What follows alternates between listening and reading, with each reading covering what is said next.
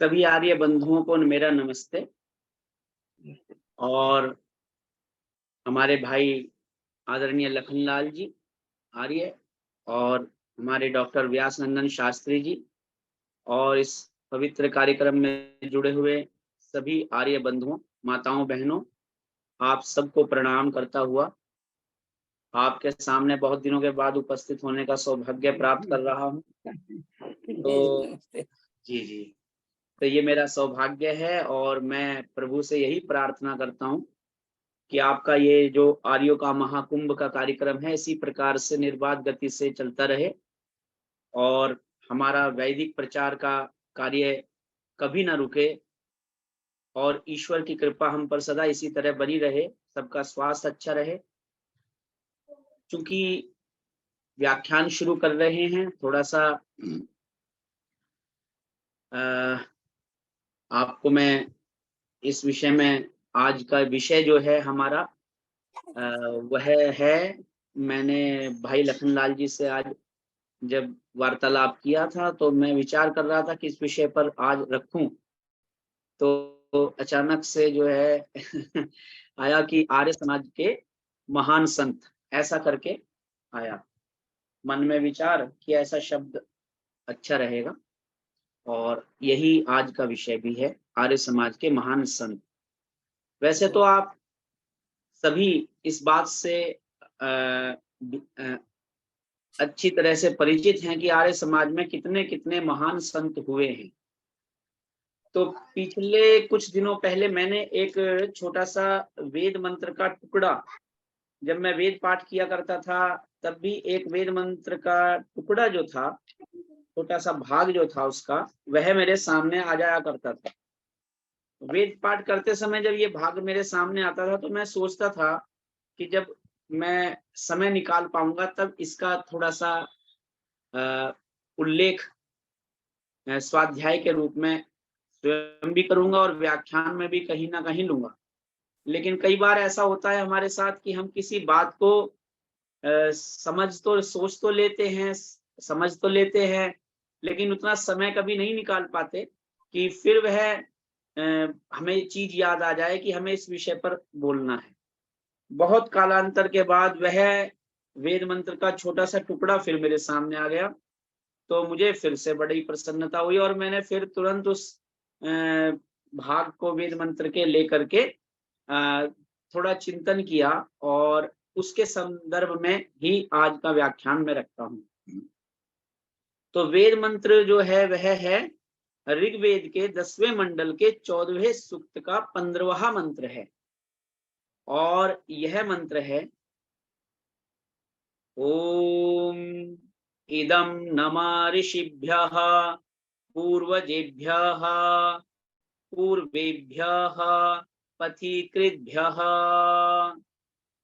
ये इतना ही भाग है।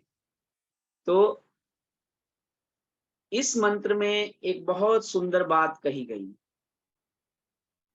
कहा गया इदं नमः ऋषिभ्यः, मेरा यह जो नमस्कार है, प्रणाम है, सब ऋषियों के लिए है, और पूर्वजेभ्यः, जो मुझसे पूर्व समय के विद्वान हुए हैं, धर्मात्मा हुए हैं, सदाचारी हुए हैं, और पूर्वज हुए हैं, जो वैदिक पथ पर चलने वाले सज्जन महापुरुष हुए हैं, यह नमस्कार उनके लिए भी है।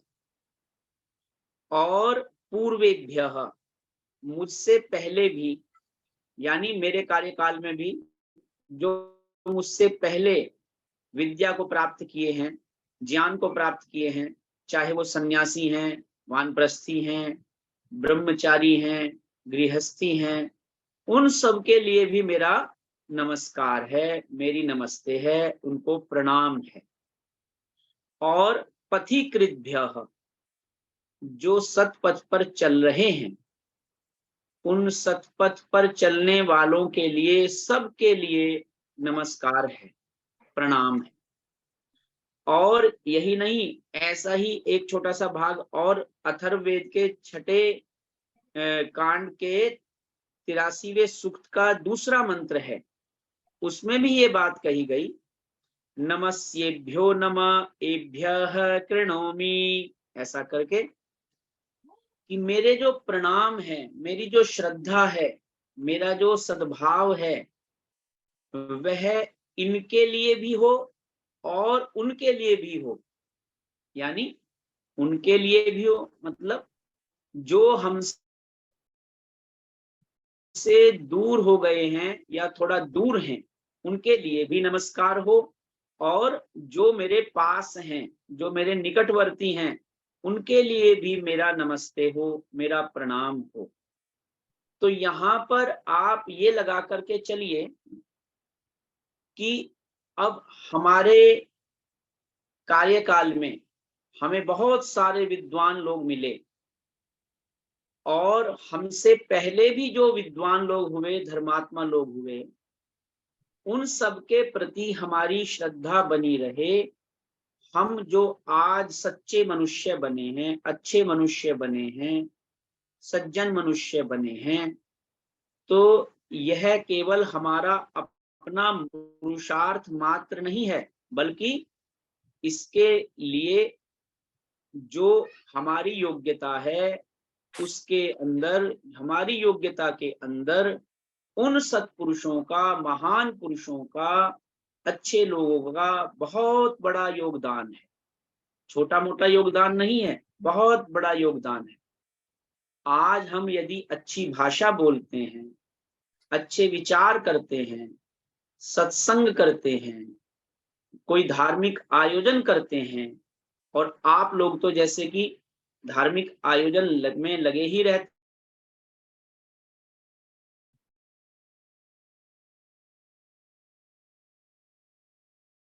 जी।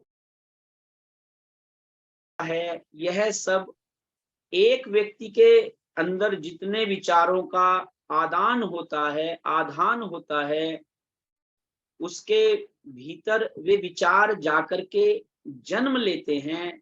पुराने पूर्वजों के विचार भी उसके भीतर जन्म लेते हैं, और ऋषियों के वचन भी उसके भीतर जन्म लेते हैं, और धर्मात्मा लोगों के विचार भी उसके भीतर जन्म लेते हैं। तो ये जो सब कुछ अच्छे विचारों का संग्रह हमारे चित्त में होता है, मन में होता है, इन सब के कारण से हमारी योग्यता संपादित होती है, हमारी योग्यता निर्मित होती है। तो यदि हमें अच्छा योग्य बनना है, योग्यवान बनना है, एक अच्छी योग्यता को धारण करना है, तो सबसे बड़ी बात है कि हमने सदा ही अपने जो ऋषि हुए हैं, अपने जो पूर्वज हुए हैं, अपने जो पूर्व समय के विद्वान लोग हुए हैं, अपने कार्यकाल में भी जो विद्वान लोग हैं, धर्मात्मा लोग हैं, इनके अच्छे विचारों को अपने हृदय में पिरोना पड़ेगा, अपने मन में डालना पड़ेगा, और उसी से हमारा जीवन शुद्ध, पवित्र और सुंदर बनेगा। आज का मनुष्य इतना अधिक दुखों से पीड़ित है, अशांति से पीड़ित है, मानसिक रूप से व्यथित है, कि वह अच्छे विचारों के अभाव में अपनी कोई योग्यता नहीं बना पाता, अपना कोई ऐसा भीतर का जो जिसको कहते हैं जो सूक्ष्म शरीर है, उस शरीर का निर्माण अच्छी प्रकार नहीं कर पाता, कि जिसके द्वारा वह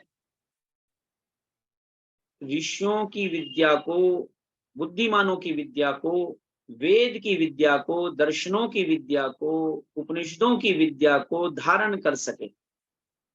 तो इसके लिए मैं आपसे एक निवेदन करता हूं, जैसे कि सामवेद की ऋचा में भी एक बात आती है कि सामवेद में परमात्मा ने कहा कि मिमिहि श्लोकम आस्ये परजन्य इव ततनः, कि आप अपने मुख के अंदर अच्छे अच्छे वचनों को भर लीजिए। कितनी उत्तम बात है। और फिर इसके बाद उन वचनों को जैसे बादल जो होता है वह बरसता है, सबके ऊपर समान रूप से वर्षा करता है, उसी तरह से आप भी फिर मानव जाति के ऊपर अच्छी प्रकार से अपने सुंदर वचनों की वर्षा कीजिए, यानी बिना पक्षपात के, बिना किसी भय के उनका आप अच्छी प्रकार से वर्षण कीजिए, जिससे कि उनका जीवन भी आपके जीवन की तरह ही पवित्र बन सके। तो ये जो नमस्कार हम करते हैं, ये नमस्कार हम इसीलिए करते हैं कि हमारी अपने ऋषियों के अंदर श्रद्धा बनी रहे। जब हमारे भीतर श्रद्धा बनेगी तब हमारे भीतर मेधा बुद्धि आ जाएगी, हमारी बुद्धि मेधा बन जाएगी, अर्थात धारण करने वाली बुद्धि बन जाएगी। अच्छी बात को सुनना एक बात है और उस अच्छी बात को फिर अपने भीतर धारण कर लेना दूसरी बात है। सुनते तो हम बहुत कुछ हैं, जैसे कि अथर्ववेद के अंदर भी कहा गया, समश्रुतेन गमे महिमा श्रुतेन विराधिषि, कि आप अच्छी प्रकार से सुनिए और जो कुछ सुना है उससे विपरीत आचरण मत कीजिए। अब ये बात सुनी हुई है केवल एक, लेकिन यह सुनी हुई बात अपनी कब बनती है? जब हम व्यवहार काल में अच्छे वचन बोलते हैं। अब जैसे कि हमने वेद मंत्र तो सुन लिए, हमने एक वेद मंत्र सुना बहुत अच्छा, मधुमन में कर्मणम मधुमन में परायणम वाचा वदामि मधुमद भूयासम मधुसंदृशः। अब परमात्मा ने ऐसा हमसे बुलवाया या हमें एक ऐसी प्रेरणा दी कि हम ऐसा मधुर बोलें, मधुर देखें, मधुर सुने, अच्छा बोलें। मधुर का अभिप्राय है अच्छा बोलना, मधुर का अभिप्राय है सच्चाई से जुड़ करके बोलना। मधुर का अर्थ है कि अपना व्यवहार हमारा सबको प्रिय लगे, अच्छा लगे, ऐसा बोलना, ऐसा वाणी से, ऐसा अंतःकरण में भी रखना, ऐसा वाणी से भी बोलना, और ऐसा अपने आसपास के उन लोगों के साथ व्यवहार करना जो हमारे साथ संबंधित हैं। ठीक है, तो इसीलिए हम ये नमस्कार करते हैं, प्रणाम करते हैं। और जब हम ये प्रणाम करते हैं, ऋषियों को प्रणाम करते हैं, तो हमें दो लाभ होते हैं। एक तो उन ऋषियों के ग्रंथों के प्रति हमारी रुचि बढ़ती है, हमारे उन ऋषियों ने क्या कहा है इसको जानने के लिए हमारी उत्सुकता पैदा होती है हमारे भीतर से, कि हम जो नमस्कार कर रहे हैं वो किस लिए कर रहे हैं, क्योंकि उन ऋषियों ने हमें एक ऐसी आध्यात्मिक संपत्ति दी है, एक ऐसी विद्या धारण कराई है, कराने का प्रयास किया है कि यदि हम उस विद्या के अधिकारी बन जाएं तो हम संसार के अंदर जो कुछ हमारे जीवन के लक्ष्य हैं वो सब के सब प्राप्त कर लेंगे। अब आप ये तो जानते ही हैं हमारे जीवन के मुख्य लक्ष्य क्या हैं, इससे तो आप परिचित ही हैं। धर्म, अर्थ, काम और मोक्ष, ये तो हमारे जीवन के लक्ष्य हैं, ये तो हम अच्छी तरह जानते हैं। लेकिन इनमें से जो मोक्ष रूपी लक्ष्य है, उस मोक्ष रूपी लक्ष्य को प्राप्त करने के लिए हमने अभी तक, जैसे कि महर्षि स्वामी दयानंद सरस्वती जी ने कहा है कि जीवात्मा के पास सृष्टि का जो कार्यकाल है वह है 4 अरब 32 करोड़ वर्ष। इतना समय हमें मोक्ष में जाने का था, है, ठीक है ना। इनमें से हमने कितने वर्ष खर्च कर लिए हैं अभी तक? हमने अभी तक जो वर्ष खर्च किए हैं 1 अरब 96 करोड़ 8,53,123 वर्ष हम स्पेंड कर चुके हैं, खर्च कर चुके हैं, बिता चुके हैं। लेकिन इतने वर्षों में हम मोक्ष में अभी नहीं जाने की योग्यता बना पाए। दूसरी बात जी, हमारे पास कितना समय है अभी? मेरे दिमाग में एक दिन आया कि कितना टाइम बचा हुआ है, ये भी तो देख लेना। जैसे कि मैं व्याख्यान दे रहा हूँ, मान लिया घड़ी देखते हैं कि हाँ जी 9 बजे तक बोलना है, मान लिया, तो इतना समय हमारे पास कितना बचा? एग्जाम देते हैं तो कई बार जो स्टूडेंट्स होते हैं ना, वो पूछते रहते हैं, सर कितना टाइम बचा है? मैंने कहा अभी आधा घंटा ही हुआ है, अभी 2 घंटे बचे हैं या 3 घंटे का पेपर है। तो बोल देते हैं कि तुम्हारे 2 घंटे कंप्लीट हो चुके हैं, एक और शेष है। तो जो कुछ लिखना हो फटाफट लिख लो भाई, इतने में ही। और जब लास्ट की 15 मिनट रहते हैं, तब तो बच्चे पूरी तेज गति से हाथ चलाते हैं अपना लिखने में, कि अब कोई क्वेश्चन ना छूट जाए, कोई ऐसा आंसर हमारा न रह जाए जिससे हमारे नंबर कट जाए।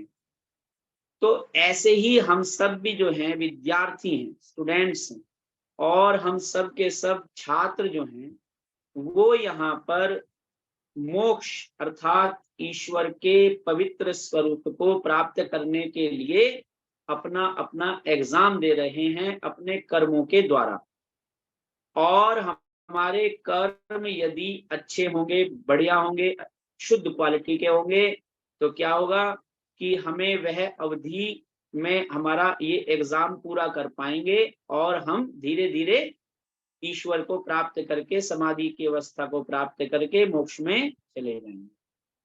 अब हमारे पास बचे हैं 2,35,91,46,876 वर्ष। फिर से मैं बोल देता हूँ, 2,35,91,46,876 वर्ष हमारे पास शेष बचे हुए हैं। अब कोई तो ऐसा कहेगा इतना लंबा टाइम ऐसी भावना आएगी, अरे अभी तो हमने आधा भी नहीं बिताया, 4,32,करोड़ वर्षों में से अभी तो 2 अरब वर्ष भी नहीं हुए अभी तो। अब बहुत टाइम पड़ा हुआ है, अभी क्या करना है, कुछ करके अभी तो आराम से अपना खा लो, पी लो, सो लो, जाग लो। और दुनिया जो है 4 दिन की है, पता नहीं कब जीवन की शाम हो जाए। ऐसे ऐसे फिर भजन भी कुछ आ जाते हैं ना, तो क्या करना है, अभी तो बहुत टाइम है हमारे पास। तो जो कुछ खाना पीना है फटाफट कर लो, जो कुछ अपना एंटरटेनमेंट करना हो, कुछ भी करना हो, वो जल्दी जल्दी खत्म करो, तो उसकी तरफ हमारा मन हो जाता है। तो इस कारण से हम ऋषियों के मार्ग से विचलित हो जाते हैं, हट जाते हैं, परे हो जाते हैं। और हमारे लिए इस जन्म में जो सबसे बड़ा हमें सौभाग्य मिला है, वह मिला है कि हमें इतने इतने महान संतों का, आर्य समाज के माध्यम से, जिन्हें वास्तव में संत कहना चाहिए और हैं भी वो, उनका हमें इतना अच्छा सानिध्य प्राप्त हुआ, इतना अच्छा उनका जीवन चरित्र प्राप्त हुआ कि हम उनके जीवन चरित्र से बहुत कुछ सीख सकते हैं। आज मैं जिन महान संत के जीवन चरित्र के ऊपर थोड़ा सा विचार डाल रहा हूं, उन संत का नाम था स्वामी वेदानंद तीर्थ। आप उनको संभवतः, उनकी कुछ पुस्तकें भी आपने पढ़ी होंगी, सुनी होंगी, जानी होंगी। थोड़ा सा उनके जीवन पर प्रकाश ये डालता हूं कि जिस समय महर्षि स्वामी दयानंद सरस्वती जी का निर्वाण हुआ 1883 में, महर्षि दयानंद जी ने इस मानव चोले का त्याग करके ईश्वर को प्राप्त हुए, मोक्ष में चले गए। स्वामी जी तो चले गए। और उस समय मुस्लिम लोगों की और इस्लाम की, यहूदियों की, ईसाइयों की, इनकी जो आंधी चल गई महर्षि दयानंद के जाने के तुरंत बाद, उसको रोकने के लिए बहुत सारे विद्वान लोग उठ खड़े हुए। जैसे स्वामी श्रद्धानंद जी महाराज हुए, पंडित गुरुदत्त विद्यार्थी हुए, लाला लाजपत राय, जी हुए, और भी अनेकों ऐसे उस समय के कार्यकाल के विद्वान लोग हुए जिन्होंने की जो वेद विरोधी विचारधारा थी उसको परास्त करने में कोई कसर नहीं छोड़ी।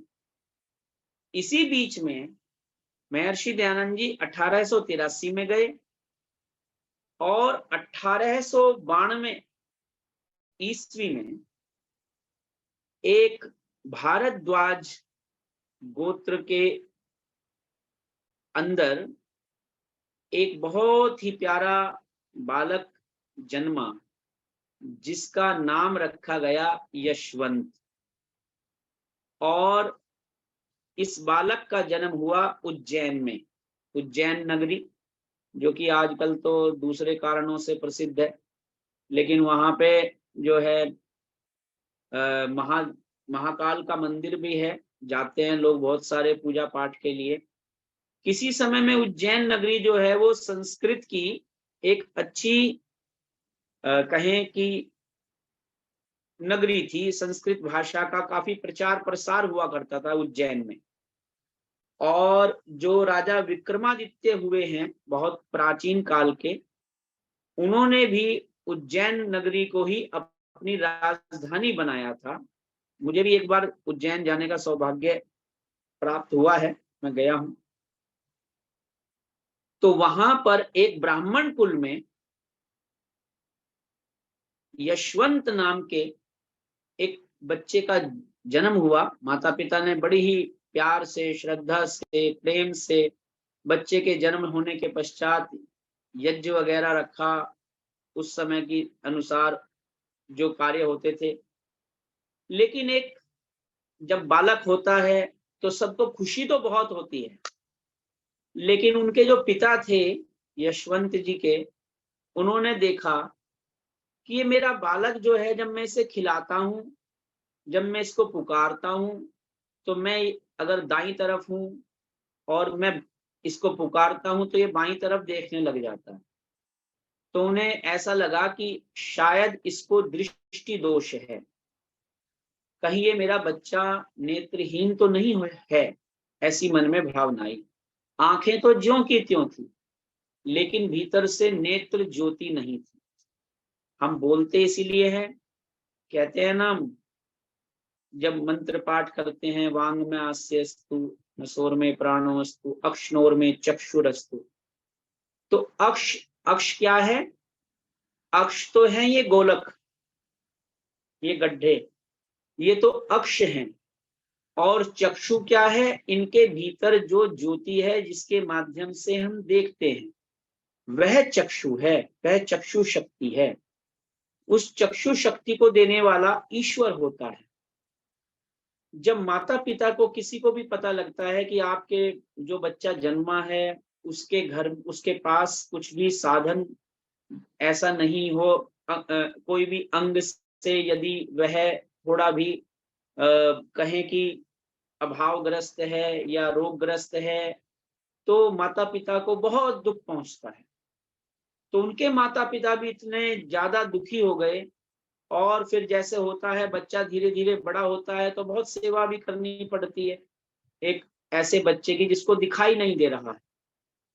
तो ऐसा करते हुए 5 वर्ष का जो हमारे यशवंत बच्चा था, एक 5 वर्ष के हो गए। जब 5 वर्ष के हो गए और आंखों में रोशनी बिल्कुल नहीं आई, बहुत सारे वैद्यों को दिखाया, हकीम दिखाए, इलाज करवाए, कोई असर नहीं हुआ। तो आखिर कब तक करवाए व्यक्ति? तो निराश होकर के बैठ गए और सोचने लगे अब तो सब ईश्वर की इच्छा है, कुछ इसके कर्मों का होगा पिछले जन्म का ऐसा कि इसको नेत्र ज्योति प्राप्त नहीं हुई। ऐसा करके विचार किया। अब हुआ क्या कि पहले गांव के अंदर है ना, एक दहलीज हुआ करती थी, आप जानते होंगे, आप गांव में जाते आते रहते होंगे, कि बाहर बैठने के लिए उसको कह देते हैं कि बगड़ भी बोल देते हैं कुछ लोग, दहलीज भी बोल देते हैं। एक ऐसी छत होती थी जिसमें बहुत सारे आने जाने वाले लोग जो हैं वो वहां पर बैठ करके बातचीत कर लेते थे, अपना खाना पीना कर लेते थे और मिलजुल करके चले जाते थे। तो कहते हैं कि कोई किसान आदमी वहां पर आकर के उस परिवार में ठहरा, दहलीज में बैठा और उन्होंने यशवंत जी को देखा कि ये बालक कैसे जो है नेत्र से रहित है, देख नहीं पा रहा है। तो पिताजी ने बात बताई कि जी हमने बहुत इलाज करवाया, हमारा जीवन का दुर्भाग्य है कि नहीं देख सकता, चलो कोई बात नहीं। तो ऐसा विचार किया तो उसने कहा कि मैं, अगर आप कहें, वैसे तो मैं एक साधारण व्यक्ति हूँ, लेकिन थोड़ी सी मैंने विद्या अपने गुरुजी से जानी थी, पढ़ी थी, समझी थी, आयुर्वेद से जुड़ी हुई। यदि आप कहें तो मैं इसकी चिकित्सा करूं। अब एक अनजान आदमी पर वैसे तो विश्वास नहीं होता, लेकिन उन्होंने कहा जी आप भी कुछ अगर हो सकता है तो देख लीजिए, अगर नहीं तो कोई बात नहीं। तो ठीक है।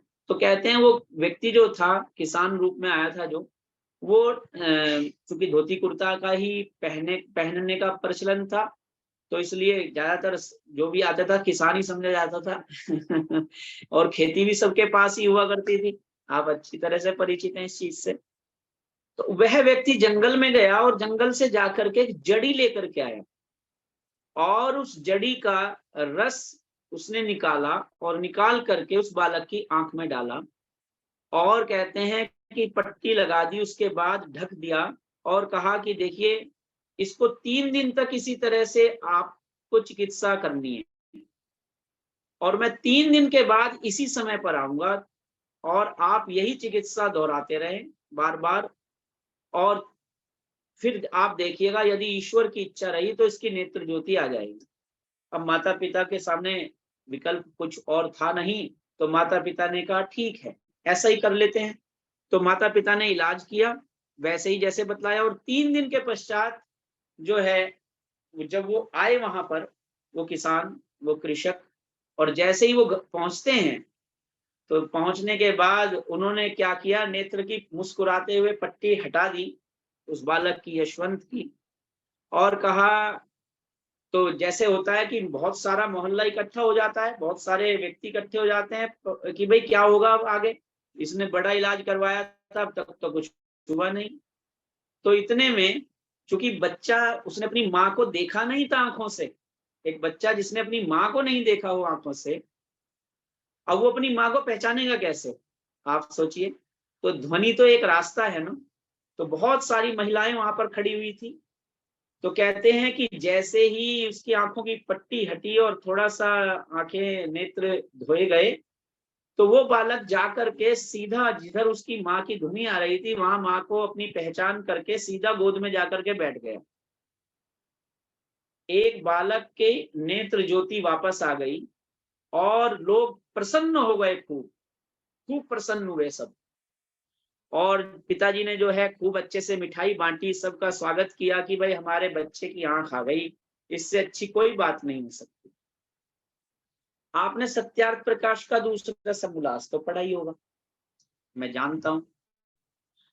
अब दूसरे समोल्लास में महर्षि दयानंद जी ने एक बात लिखी है कि कुछ लोग होते हैं जो ज्योतिषियों को बहुत मानते हैं, ज्योतिषियों के चक्कर में बहुत ज्यादा जल्दी आ जाते हैं। तो किसी की शादी ना हो तो वो जो है सोचता है, पंडित जी के पास जाते हैं, कहते हैं जी हमारा बच्चे का जरा सा देखना, इसकी शादी नहीं हो रही है, ये शायद क्या है, दोष है कुंडली में। तो पंडित जी बहुत अच्छे तरीके से बतलाते हैं, भाई लड़का तो मंगली है और लड़की मंगली नहीं।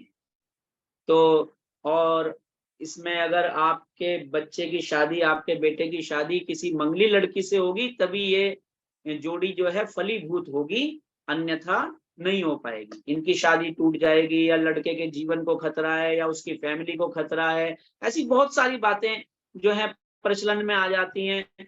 और फिर जो अगर योग्य वर भी होते हैं, योग्य वर वधु भी होते हैं, वो भी आपस में अपने गुण कर्म स्वभाव के अनुसार अच्छी तरह से विवाह नहीं कर पाते और अलग अलग हो जाते हैं, और फिर अलग अलग दिशाओं में शादियां हो जाती हैं, बहुत सारी परेशानियां होती हैं। खैर आगे चलते हैं।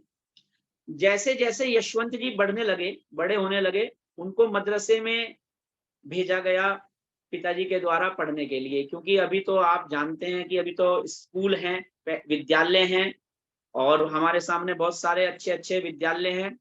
आर्य समाज के भी डीएवी स्कूल हैं, बहुत सारे अपने वैदिक विचारधारा को उत्प्रोत कर से परिपूर्ण जो हैं, वो सबके सब विद्यालय हैं, शिक्षालय हैं। तो इस तरह से पहले के समय में नहीं था। पहले के समय में महर्षि दयानंद जी ने कहीं-कहीं पाठशालाएं खोली थी, कहीं कन्या गुरुकुल रुड़की में खोला आर्य समाज के अंदर, और अन्य स्थानों पर भी स्वामी जी ने गुरुकुल खोले थे। फिर स्वामी श्रद्धानंद जी ने भी प्रयास किया, गुरुकुल खोले, गुरुकुल कांगड़ी के अंदर, और इस तरह से कुछ विद्वानों ने प्रयास किए थे। लेकिन उस समय बहुत सारे गांव में, बहुत दूर के एरियो में ज्यादातर जो था मदरसों में पढ़ने जाते थे बच्चे।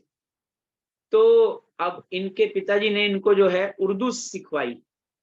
उर्दू आ जाती है, अलिफ बे पे ते ते से जीम चे है दाल लाल जाल खे, तो ये सब उनको विद्या उर्दू की आ गई, पढ़ाई लिखाई जल्दी हो जाती थी। तो मौलवी ने फटाफट उर्दू पढ़ा दी इनको। अब उर्दू आ गई, लेकिन इनके अंदर इच्छा थी कि मैं किसी तरह से इंग्लिश को जानूं, अंग्रेजी भाषा को सीखने की इनमें प्रवृत्ति जागी। और सौभाग्य ऐसा भी हुआ कि इनको एक भाई और प्राप्त हुआ, तो यशवंत जी को। तो एक भाई और हो गया, तो दो भाई हो गए, धीरे धीरे बढ़ने लगे वो। जब बढ़े थोड़ा सा, तो इन्होंने अपने पिताजी से कहा, पिताजी मेरे को ना अंग्रेजी सीखनी है। अब उस समय अंग्रेज लोगों की भाषा को सीखना बहुत ही ज्यादा मतलब बुरा माना जाता था एक तरह से, कुछ परंपरागत लोगों के अंदर। लेकिन पिताजी की इच्छा थी कि चलो भाई ये कह रहा है तो इसे अंग्रेजी भी जो है सिखा देते हैं। तो पिताजी ने वहां से 5 मील की दूरी पर एक प्रधानाचार्य कोई थे, उन प्रधानाचार्य जी से जाकर के निवेदन किया कि आप मेरे दोनों बच्चों को अंग्रेजी पढ़ा दीजिए। तो दोनों बच्चों ने जो है अंग्रेजी का अध्ययन वहां पर किया, दोनों भाइयों ने मिलकर। अब उम्र जैसे जैसे बढ़ती है व्यक्ति की, किसी भी बच्चे की उम्र बढ़ती है, पौधा धीरे धीरे बड़ा हुआ। अब किसी को मालूम तो नहीं था ना कि ये पौधा एक दिन आर्य समाज के अंदर वट वृक्ष का आकार धारण कर लेगा, ये किसी को भी नहीं पता था। तो इन्होंने जो है, जब अंग्रेजी भाषा पर भी अधिकार हो गया, उर्दू पर भी अधिकार हो गया, अब इनके मन में आया संस्कृत सीखने का विचार। देखिए हमारे भीतर जो संस्कार है, अच्छा संस्कार हमारे भीतर किसी भी प्रकार का होगा, वह संस्कार हमारा हमें जन्म जन्मांतरों तक खींच करके उसी स्थान पर ले आएगा। आप भारत के छोड़िए, विश्व के किसी भी कोने में पैदा हो जाएं, अगले जन्मों में कहीं भी, कहीं से भी आपको एक छोटी सी भी छाया इस संस्कार की मिलेगी, वैदिक संस्कार की कहीं से भी मिलेगी।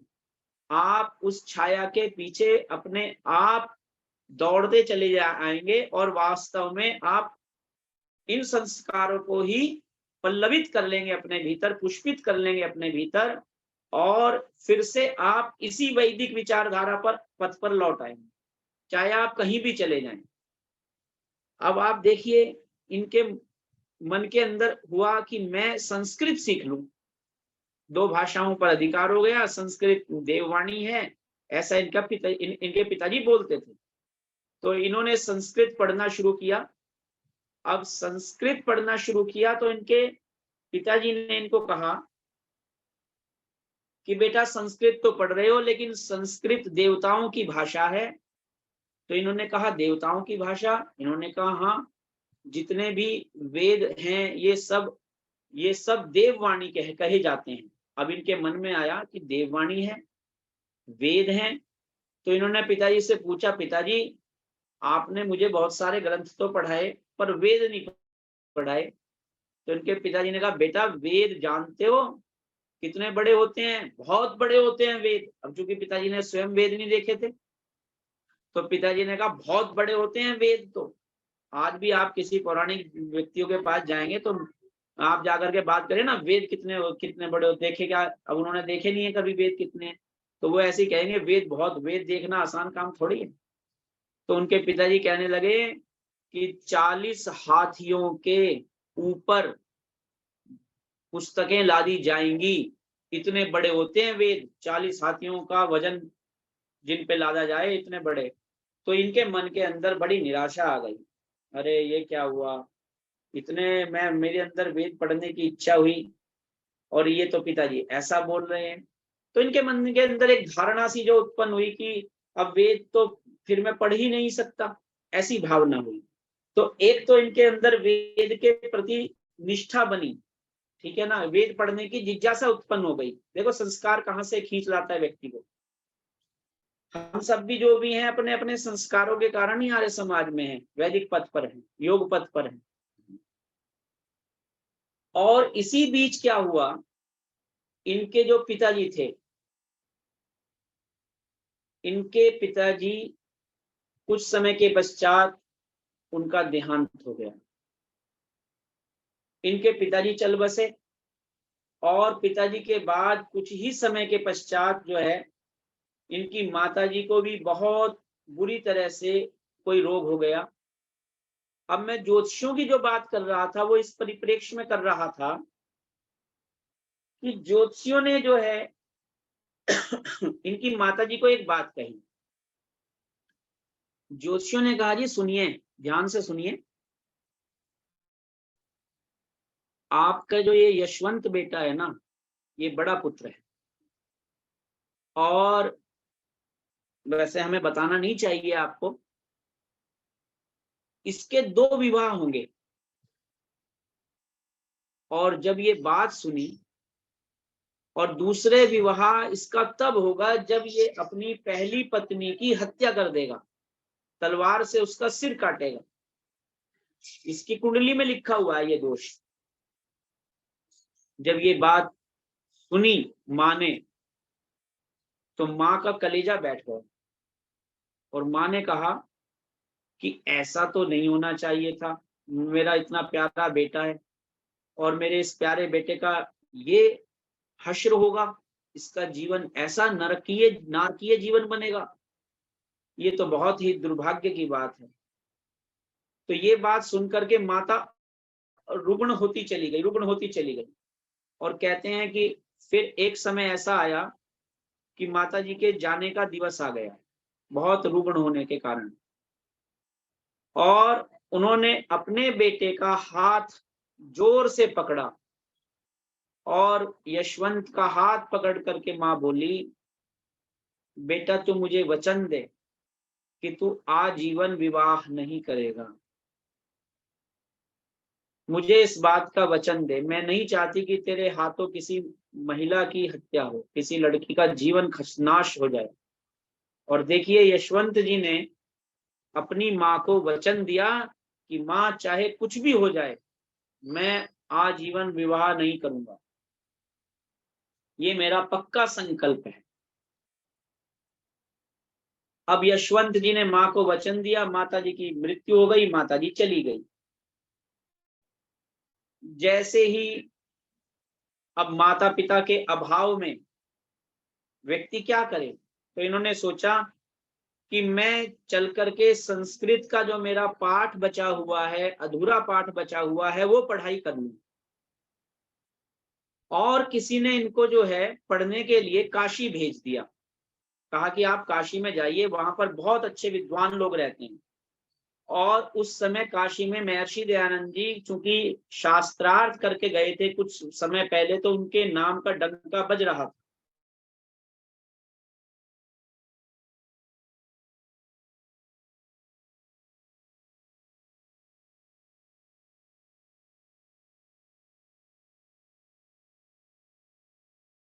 कि मैं भी जो है वेदों को पढ़ूं, सुनूं, समझूं।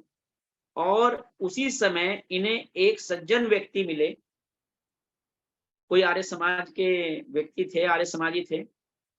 उन्होंने इनको जो है कहा कि आप आर्य समाज में आइए, यहाँ पर आपको वेद पढ़ने के लिए मिलेंगे।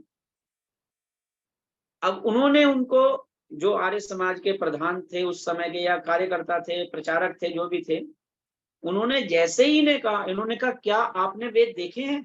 उन्होंने कहा हाँ मैंने देखे हैं, मेरे घर पर हैं। तो यशवंत जी तुरंत उनके घर पे गए और घर जाकर के कहा, जी मुझे वेद दिखाइए। सबसे पहले तो मेरे पिताजी कहा करते थे कि 40 हाथियों के ऊपर उनका वजन रखा जाएगा, इतने बड़े होते हैं वेद, मुझे वेद दिखा दो आप। अब जब उनके सामने वेद लेकर के आया गया, तो जैसे यजुर्वेद दिखाया, उन्होंने कहा जी ये यजुर्वेद। अब उन्होंने देखा है ये यजुर्वेद है और फिर कहा कि अच्छा तो दूसरा वेद दिखाइए। उन्होंने कहा कि ये ऋग्वेद है और ये अथर्ववेद है और ये सामवेद है। ऐसे करके चारों वेद दिखाए। जब वेदों का दर्शन हुआ तो उन्हें विश्वास ही नहीं हुआ। उन्होंने कहा और होंगे वेद, मेरे पिताजी कहा करते थे वेद तो बहुत बड़े होते हैं, ये तो आप मेरे ख्याल से आर्य समाजी लोग जो होते हैं वो कहीं से मंत्र काट कूट करके दिखा रहे हैं, मैं नहीं मानता इस चीज को। उन्होंने कहा कि आप एक काम कीजिए, आप ये वेद की संहिताएं ले जाइए और जिस व्यक्ति ने चारों वेद याद किए हो ना, उससे आप वेद सुनिएगा, वेद श्रुति सुनिएगा, वेद ऋचाएं सुनिएगा और फिर आप इस चीज को कंफर्म कर लें कि यही वेद होते हैं कि नहीं होते। तो ये क्या किए, चारों वेद लेकर के गए और जाकर के पौराणिक लोगों के पास गए, जिन्हें उस समय याद थे। पौराणिक लोगों को अब भी याद होते हैं, बहुत सारे लोगों को, तो अभ्यास करते हैं वो। तो उन्होंने कहा हाँ यही वेद है, इससे बाहर वेद नहीं है, इतने ही वेद हैं। तो जब इन्हें पूरा विश्वास हो गया यही वेद हैं, अब इन वेदों को पढ़ने के लिए फिर उनके मन में जो श्रद्धा भाव थी, इदम नमः ऋषिभ्यः, जो बात मैंने कही कि मैं ऋषियों के लिए नमस्कार करता हूं, इनके चित्त में यही भावना हुई कि मैं ऋषि दयानंद के ग्रंथों को पढ़ूंगा। और किसी ने इनको सत्यार्थ प्रकाश दिया। सत्यार्थ प्रकाश पढ़ते ही जीवन जैसे पूरी तरह बदल गया और फिर इनके चित्त में इतने अच्छे विचार, इतने वैराग्य के विचार उत्पन्न हुए कि इन्होंने, एक स्वामी जी थे उस समय के, स्वामी जयानंद सरस्वती दंडी स्वामी थे, तो उन्होंने इनकी योग्यता को देखा और फिर इन्होंने, एक आचार्य थे दमानंद जी, उनसे भी विद्या पढ़ी, वेद पढ़े, शास्त्र पढ़े, उपनिषद पढ़े, दर्शन पढ़े और फिर आगे चल करके स्वामी दयानंद जी के द्वारा इन्होंने सन्यास ले लिया। अब देखिए सन्यास तो ले लिया, सन्यास लिया तो इनका नाम रखा गया, स्वामी दयानंद जी ने इनका नाम रखा स्वामी दयानंद तीर्थ। ठीक है ना। तीर्थ किसे कहते हैं ये तो आप अच्छी प्रकार से जानते हैं। सत्यार्थ प्रकाश के 11वें सबउल्लास में स्वामी दयानंद जी ने भी लिखा है कि भाई तीर्थ किसे कहते हैं, कि जो दुखों से तारने वाला कार्य होता है उसको तीर्थ कहते हैं। जो भी हमें दुखों से तार दे, हमारा जो सत्संग है यह सत्संग हमें दुखों से तार दे, तो यह भी हमारा सत्संग भी तीर्थ बन जाता है।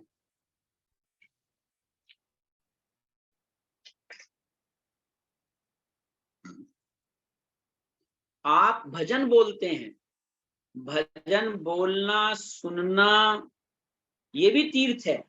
आप यज्ञ करते हैं, ईश्वर की स्तुति प्रार्थना उपासना करते हैं, ये भी तीर्थ है।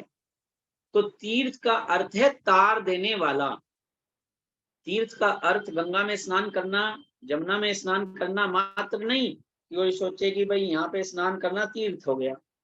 ऐसा तीर्थ ने महर्षि दयानंद ने मना किया, ऐसा तीर्थ नहीं होता, बल्कि ये तो डुबा देने वाले होते हैं। तीर्थ कहाँ होते हैं, इसमें तो व्यक्ति जाते हैं दल के दल और डूब करके मर जाते हैं बिना बात। तो उस ऐसे स्थान को तीर्थ नहीं कहना चाहिए, बल्कि अगर आपके पास अच्छी धार्मिक पुस्तकें हैं, सत्यार्थ प्रकाश है, आपके पास आर्याभिविनय है, आपके पास ऋषि दयानंद के ग्रंथ हैं और दर्शन है, उपनिषद है, आप उनको पढ़ते हैं, समझते हैं, एकांत में बैठ करके उपासना करते हैं, ये सब आपके कर्म और हमारे कर्म तीर्थ बन जाते हैं, हमें दुखों से तारने वाले बन जाते हैं। जब आपके अंदर अच्छे तीर्थ उत्पन्न हो जाएंगे तो क्या होगा, कोई आपको दुख पहुंचा नहीं पाएगा। आपके सात्विक विचारधारा जब हो जाएगी ना, तो क्या होगा कि आपके पास जो कुत्सित विचारधारा वाले लोग होंगे वो आपसे अपने आप दूर भाग जाएंगे। जैसे ऑल आउट लगा देते हैं, मच्छर भाग जाते हैं ना, या कोई स्प्रे छिड़क देते हैं तो मच्छर भाग जाते हैं, है ना। ऐसे ही क्या होता है कि जब आप ऐसे, मैं उसका प्रचार नहीं कर रहा, मैं नहीं कह रहा आप ऑल आउट लगा लीजिएगा, लेकिन मेरे पास मच्छर हो रहे हैं इसलिए मैं इसका उदाहरण भी दे रहा हूँ। तो खैर आगे बढ़ते हैं। तो इसलिए इनका नाम रखा तीर्थ। अब देखिए, उन्होंने जब इनको सन्यास दिया, स्वामी जयानंद जी ने, दंडी गुरु दयानंद जी ने जब इनको सन्यास दिया, तब एक बात कही इनको, बहुत बहुत गहरी बात कही। कहा कि सुनिए बेटे, ध्यान से सुनो, कि जिस प्रकार अग्नि में बैठा हुआ कोई भी व्यक्ति, किसी को भी बिठाओ अग्नि में, यानी चिता पर, अग्नि में मतलब चिता पर, चिता पर किसी व्यक्ति को बिठाओगे तो उसके मन के अंदर कोई बुरा विचार नहीं आता। या देख लीजिए, शमशान भूमि में कोई जाता है व्यक्ति तो उसके मन में कोई बुरा विचार नहीं आता, खराब विचार नहीं आता। इसलिए तुम जो सन्यास ले रहे हो, अपने मन में यही सोचना कि मैं अब चिता की अग्नि पर बैठ गया हूं और अच्छे कर्म करूंगा, अच्छे काम करूंगा, वेद का, धर्म का प्रचार प्रसार करूंगा, पक्षपात किसी के साथ नहीं करूंगा, सारी मानव जाति की भलाई करूंगा, ऐसा सोच करके एक अच्छा जीवन जीना, सन्यास वाला। तो कहते हैं कि स्वामी दयानंद तीर्थ जी ने जो है उसी समय संकल्प किया और वैसा ही, जैसा गुरुजी ने बताया वैसा ही जीवन जिया। और यहां तक कि आपको बताएं, इनका इतना उत्तम कैरेक्टर था, चरित्र था, कि एक मौलवी जो था वो पढ़ाने आता था, ये कहीं पर रुके तो ये ऊपर ठहरे हुए थे किसी स्थान पर, मौलवी किसी लड़की को पढ़ा रहा था। तो स्वामी जी ने कहा, तुम इसे गलत उर्दू क्यों पढ़ा रहे हो, जो शब्द जैसा उच्चारित करना चाहिए वैसा नहीं कर रहे हो उर्दू में। तो मैं कहने लगे, स्वामी जी आप कैसी बात कर रहे हो, मैं तो सही पढ़ा रहा हूँ। उन्होंने कहा, नहीं, इसका ये उच्चारण नहीं है, इसका उच्चारण इस तरह होता है। तो फिर स्वामी जी से निवेदन किया उन्होंने कि जी आप मेरी बेटी को पढ़ा दीजिए। उन्होंने कहा कि भाई हमारे इस वैदिक धर्म को अपनाओ तो हम जरूर पढ़ा देंगे। तो इतने हमारे चरित्र के धनी थे हमारे दयानंद तीर्थ जी, तो खूब वेदों का प्रचार प्रसार में जुट गए।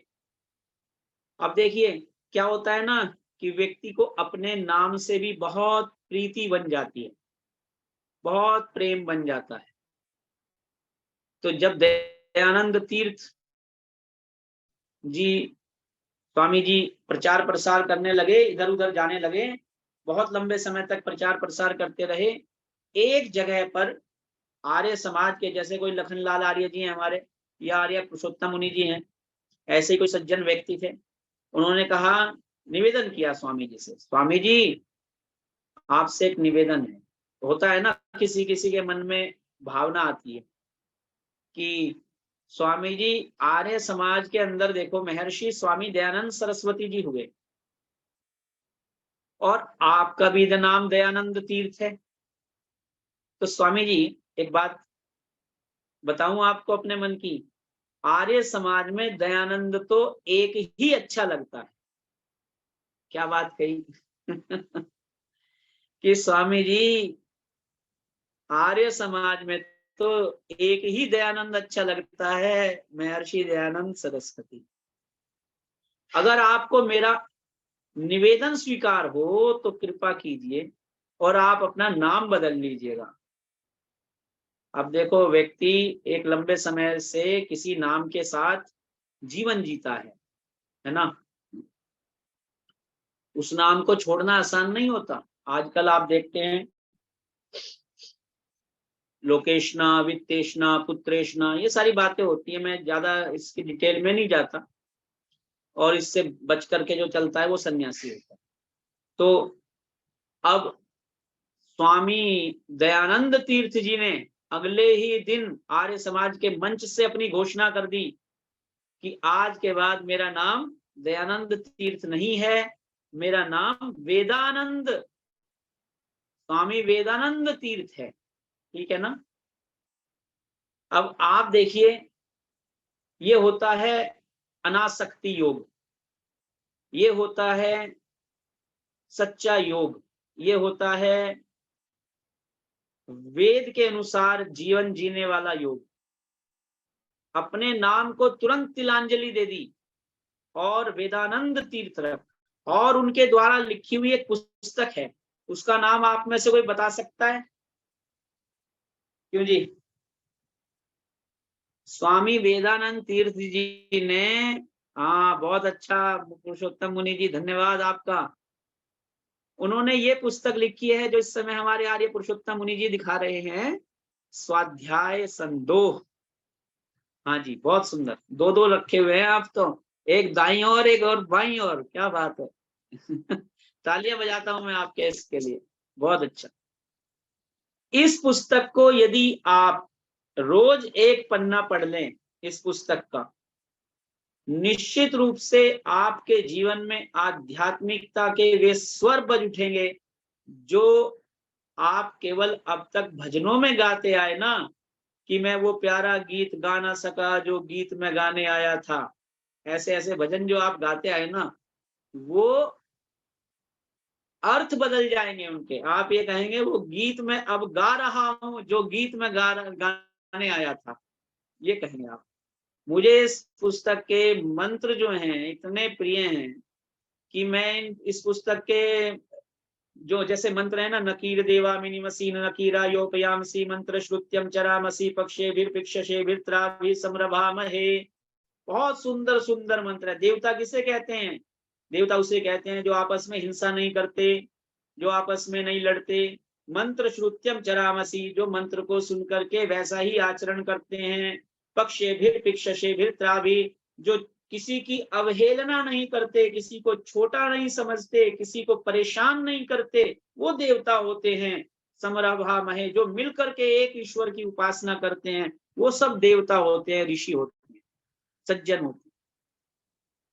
और हमारे ऋषियों ने तो यहाँ तक कहा, आत्मा वही ऋषि ही, कि हर आत्मा ही ऋषि है। तो आप सब और हम सब जो है आत्माएं हैं, वास्तव में तो आत्मा ही ऋषि है। तो स्वामी वेदानंद तीर्थ जी ने उसके पश्चात इस अमूल्य ग्रंथ को देख करके हम आर्यों के ऊपर एक बहुत बड़ा उपकार किया है। और उन्होंने इस पुस्तक के द्वारा जो एक वैदिक ज्योति जगाई है, इस ज्योति का आलोक हम सबके जीवन के अंदर उतरे, इसके लिए आप जिनके पास पुस्तक नहीं है वह ये पुस्तक मंगवाइए और इसका रोज एक मंत्र, दो मंत्र अर्थ सहित, भाव सहित पढ़िए। आपके जीवन में इतने पुष्प खिल जाएंगे सुखों के कि आपको भीतर से ही आनंद बरसेगा। आपको आनंद के लिए किसी दूसरे सहारे की आवश्यकता नहीं होगी, आपको भीतर से इतना सुख परमात्मा दे देगा। तो इसीलिए मैं आपसे कहता हूं कि हमारे सच्चे संत हुए हैं स्वामी वेदानंद तीर्थ, और उन्होंने अपना पूरा जीवन वैदिक प्रचार प्रसार में बिताया और हमें ये प्रेरणा दी कि हम उनके मार्ग पर चलें, ऋषियों के मार्ग पर चलें, इससे हमारी बुद्धि बढ़ेगी। तो हम कहते तो है, या मेधाम देव गणा पितरश्चोपासते तया मामद्य मेधयाग्ने मेधाविनम कुरु। हे ईश्वर मुझे मेधावी बना दे, हे ईश्वर मुझे बुद्धिमान बना दे, हे ईश्वर मुझे ऐसा बना दे। और यही नहीं, हम बहुत प्रार्थनाएं करते हैं मेधा में, क्या है, मेधा में वरुणो ददातु मेधाम अग्नि प्रजापति ही मेधाम इंद्रश्च वायुश्च मेधाम धाता ददातु में, कि हे ईश्वर, हे वरुण मुझे मेधावी बना दो, हे बृहस्पति मुझे मेधावी बना दो, हे अग्नि मुझे मेधावी बना दो। अरे भाई, मेधावी बनने के लिए मेधा को प्राप्त कराने वाले ग्रंथों का पठन पाठन आवश्यक है। यदि इन ग्रंथों को छोड़ देंगे तो मेधा नहीं बढ़ेगी, मेधा वहीं रहेगी, जहां पर अटकी हुई है बुद्धि वहीं पर रहेगी। इसलिए मेधावी बनने के लिए ऋषियों की पुस्तकें पढ़ें। गोविंद राम हासानंद से आप पुस्तक ले सकते हैं, नई सड़क पर है, नई दिल्ली में। तो एक आप गोविंद राम हासानंद जो है ना, उसका नंबर वगैरह ले सकते हैं, आप गूगल पर टाइप करेंगे तो वहां से आपको ये पुस्तक मिल जाएंगी। तो स्वामी वेदानंद जी का जीवन के विषय में मैंने थोड़ा सा प्रकाश डाला, थोड़ा सा कहीं भूल चूक हो तो मेरा सुधार कर दीजिएगा। और आपने मुझे ये पवित्र समय दिया, इसके लिए मैं आपका बहुत धन्यवाद करता हूँ और अपनी इस वाणी को अब विराम देता हूँ जी। धन्यवाद। नमस्ते। बहुत बहुत आभार। और आगे भी आप लोग आचार्य जी को सुनेंगे। हमने आगे भी आपका समय ले रखा है। तारीख कौन सी है, एक मिनट देख के बता दूं जी। आप लोग पुनः सुनेंगे आचार्य जी को। ये 4, 5, 6 को है जी। हाँ, 4, 5, 6 जी, 4, 5, 6। हाँ, क्योंकि आप बहुत विद्वानों को देते हैं ना, तो तो इसलिए तारीखें याद करना आसान नहीं है। ठीक है। जी जी जी जी। 6, 7 है, 6, 7। हाँ जी। 6, 7 है, 6, 7। पाँच ठीक है जी। 5 तारीख को राजीव वैज्ञानिक जी का है। ठीक है जी। 6 और 7 को है जी। चलो 6 और 7 को जी सही। जी। हाँ जी। चलिए, बहुत और बहुत आभार। हमारे अनिल जी दिखाई दिए बहुत दिनों बाद। मैं ही आपसे दूर थोड़ा रहा, थोड़ा सा यहाँ पे कमल जी कुछ पूछ एग्जाम रहा है? वगैरह भी कमल चल जी, रहे। कमल जी कुछ पूछ रहा है क्या? नहीं, मैं कोई पूछ रहे हैं जी। हाँ, कमल जी पूछिए, क्या पूछ रहे हैं? हाथ उठाया उन्होंने कुछ। कमल जी, माइक खोल लीजिए अपना। जी, हाँ, सादर पूछिए नमस्ते जी। जी, पूछिए क्या मेरा निवेदन ये था आचार्य जी कि जो अपने विद्वान हैं आर्य समाज के, अ, उनको थोड़ा सा इसका ज्योतिष का है ना विशेष ज्ञान हो गया है। हमारे लोकेश जी हैं और बाड़मेर के अपने परमजीत जी हैं, तो उन्होंने जो आपने मोक्ष काल बताया और फिर वो सृष्टि जो बताया ना, वो उसमें थोड़ा सा भिन्नता है, थोड़ा सा अंतर है। आपकी आवाज बंद हो गई है। कोई बात नहीं, तो उन जिनका अंतर है उन्हीं से पूछिए जा करके, वो अंतर बता पाएंगे कैसे अंतर आए। जिसका अंतर है वो अंतर बता पाएगा। आइए प्रेम प्रकाश शास्त्री जी। ओम ओम यतो यतः समीहसे ततो नो अभयं कुरु शन्नः कुरु प्रजाभ्यो अभयं नः पशुभ्यः। ओम शांतिः शांतिः शांतिः। आज के हमारे मुख्य वक्ता सम्माननीय डॉक्टर कपिल देव जी।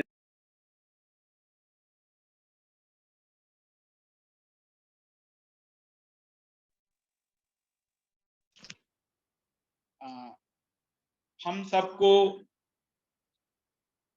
जोड़ने वाले और सदैव एक बहुत ही अच्छा अवसर प्रदान करने वाले हमारे आत्मीय आदरणीय शिक्षक लखनलाल जी आर्य। कल मैं आपका नाम भूल गया था, इसके लिए मैं क्षमा चाहता हूं। और साथ ही आपने जो बिटिया को बहुत ही सुंदर ढंग से संचालन का कार्य प्रदान किया है, उसके लिए भी मैं बिटिया को बहुत बहुत साधुवाद प्रदान करता हूं।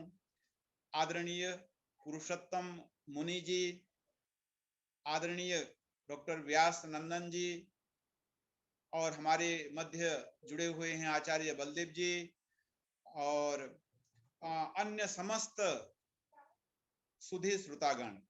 मैं प्राय ही संबोधन करता हूं, क्योंकि सबका नाम ले पाना कभी मतलब कभी कभी बहुत कठिनाई हो जाती है। तो इसीलिए समस्त सुधी श्रोतागण, आज का विषय बहुत ही सुंदर और इतिहास परक विषय था। इसके लिए मैं सम्माननीय कपिल देव जी का हृदय से आभार व्यक्त करता हूं। इनका प्रसंग सुन करके मुझे एक प्रसंग याद आ रहा है, आर्य समाज चिचोली का। आप में से बहुत सारे ऐसे आर्यजन हैं जो आर्य समाज चिचोली से परिचित होंगे। बहुत पहले आर्य समाज चिचोली, यह बैतूल से थोड़ा आगे, बैतूल जिले में है। और वहां पर एक व्यक्ति बैलगाड़ी से कुछ अनाज बेचने के लिए जा रहे थे हरदा। बीच में उनको एक नाला दिखाई दिया, उसमें एक किताब बह रही थी। उन सज्जन को जिज्ञासा हुई कि यह जो किताब बह रही है कौन सी किताब है, और उस किताब को जो है वे ले आए और ला करके उस किताब को अपने 3-4 मित्रों को उन्होंने जो है नित्य प्रति पढ़ना और पढ़ाना शुरू किया।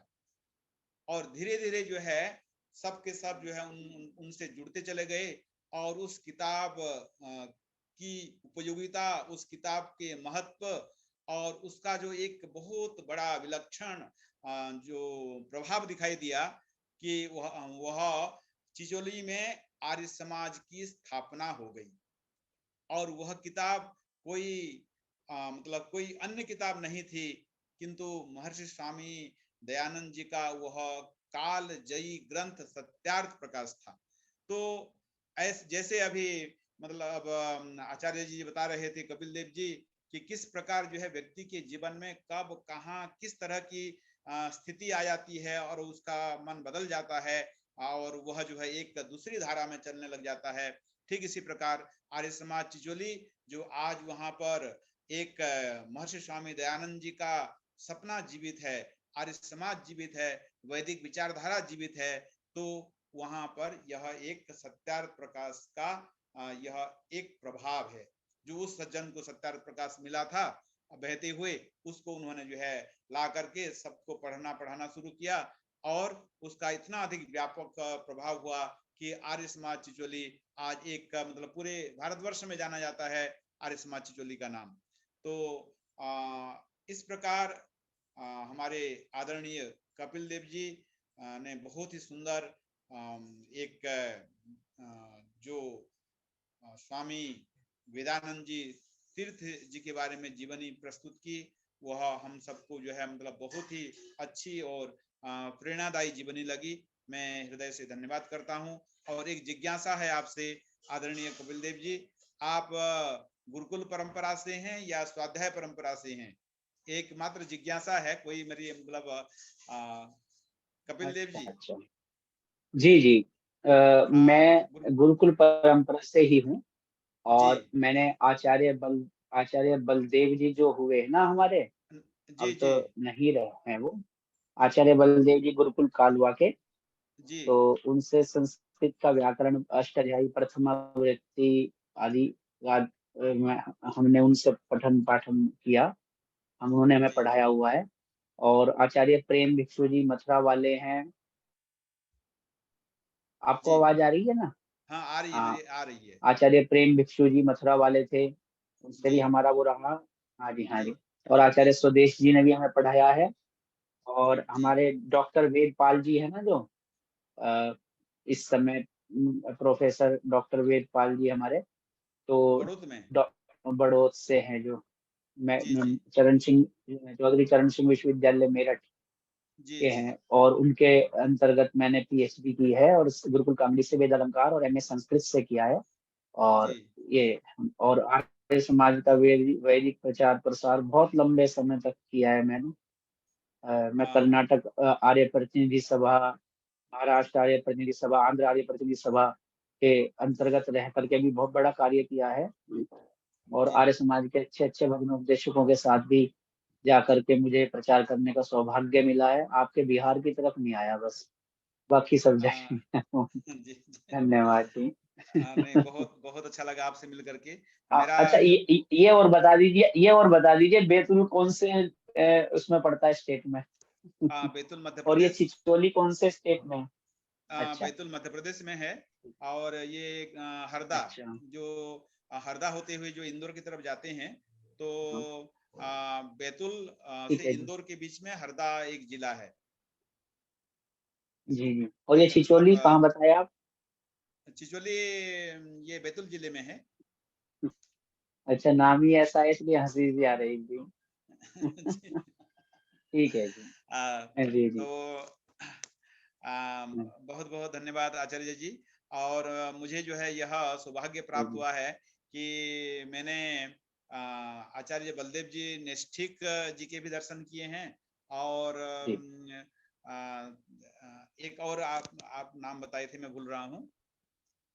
मैंने आचार्य प्रेम भिक्षु जी चलिए मथुरा वाले। हाँ, प्रेम भिक्षु जी के भी दर्शन किए हैं। यहाँ तो कई लोगों बहुत का बहुत मिलन धन्यवाद हुआ है, आपका। आर्यों अरे का वाह। महाकुंभ है, यहाँ तो जी। मिलना जुलना होते ही रहता है, कई हाँ। बिछड़े हुए मिल गए हैं यहाँ पे तो।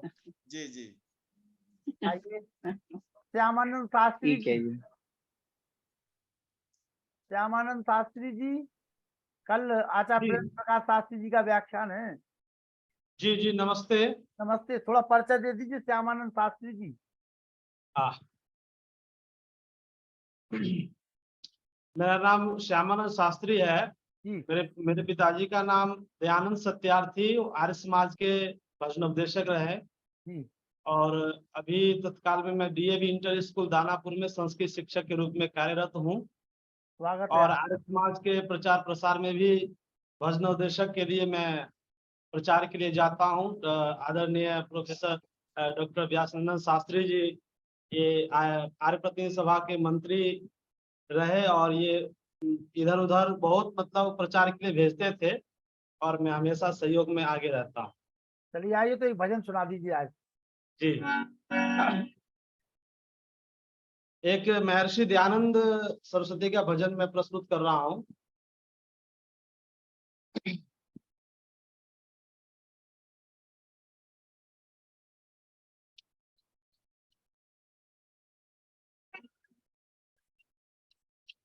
हो गए